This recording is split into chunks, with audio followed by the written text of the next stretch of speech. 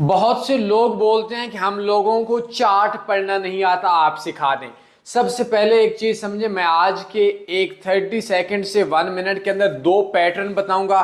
Trend reversal pattern है, सबसे ज्यादा आसान पैटर्न है और सबसे ज्यादा फायदेमंद मुफीद पैटर्न है। लेकिन एक चीज ध्यान में रखें कि जो पैटर्न है ये आपको चार्ट प्रीवियस हिस्ट्री बताता है और मार्केट में मुस्तकबिल का अंदाजा लगाते हैं। ये नहीं है कि ये कानून नहीं होता कि ये कैनल ऐसे बनी तो नेक्स्ट 100% बनेंगे। इस जगह के ऊपर दो ट्रेंड होते हैं, एक मार्केट के अंदर लाइक सेल का ट्रेंड है।